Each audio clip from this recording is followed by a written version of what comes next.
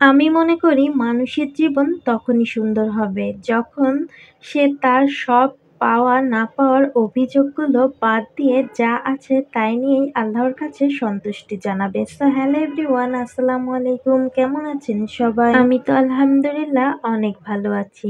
এই যে দেখুন, ঘুম থেকে উঠে আমার পাকা বুড়ি মোবাইল দেখতে ব্যস্ত হয়ে পড়েছে।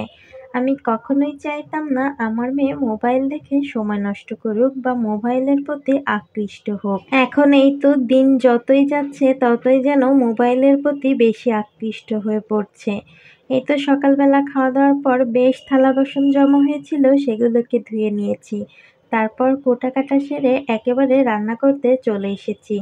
আর আজকে এই তো হাতে মাখিয়ে ছেলা মাছ দিয়ে, আলু দিয়ে আর টমেটো দিয়ে রান্না করব।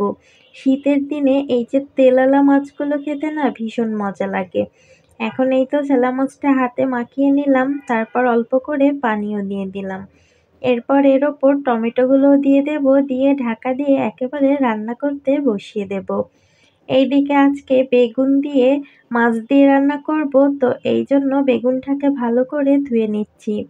অনেকদিন আগে ইলিশ মাছের মাছ ছিল আর মাথা ছিল, সেইগুলা দিয়েই রান্না করব। আর বেগুনটা মূলত ইলিশ মাছ দিয়েই বেশি ভালো লাগে। মশলাটাকে একটু তেলের ওপর নাড়িয়ে তারপর মাছগুলো দিয়ে দিলাম, লবণ হলুদ দিয়ে কিছুটা সময় নাড়াচাড়া করব। এরপর কষানোর জন্য পানিও দিয়ে দেব। পানি দিয়ে ভালো করে কষানোর জন্য ঢাকা দিয়ে রাখবো। আর ওইদিকে আমার ছোট মাছটা প্রায় হয়ে যাচ্ছে, এর ভেতর একটু জিরা রসুন বাটা দিয়ে দিলাম। এখন নাড়াচাড়া করে ভালো করে মিশিয়ে দেব।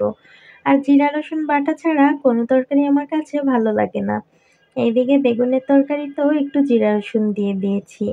আর এই তো কয়েক টুকরা আলুও দিলাম, দিয়ে ঢাকা দিয়ে রাখলাম। এইদিকে ছোট মাছটাও কিন্তু একেবারেই হয়ে গেছে। ছোট মাছটাকে নামিয়ে নেব। আর দেখতে কিন্তু অনেক সুন্দর হয়েছে, খেতেও মাশাআল্লাহ খুবই মজা হয়েছিল। এই তো আমাদের এই ছোট্ট জীবনে অনেক পাওয়া না পাওয়ার ভিতর দিয়েই কেটে যায়।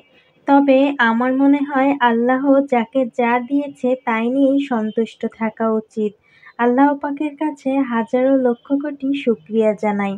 আল্লাহ একটা সুন্দর সংসার দিয়েছে, ফুটফুটে একটা বাচ্চা দিয়েছে, সবকিছু মিলেই অনেক ভালো আছি আলহামদুলিল্লাহ। এই তো কথা বলতে বলতে বেগুনটা প্রায় হয়ে এসেছে, এখন মাছগুলো দিয়ে দেব। আরও কিছু সময় রান্না করব। রান্না করে নিলেই কিন্তু তরকারিটা একেবারেই হয়ে যাবে। আর বেগুনগুলো এত মিষ্টি ছিল, খেতে না ভীষণ মজা হয়েছিল।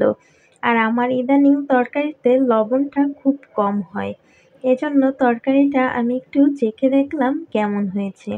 লবণ কম হলে আবার লবণটাও দিয়ে দেওয়া যায়।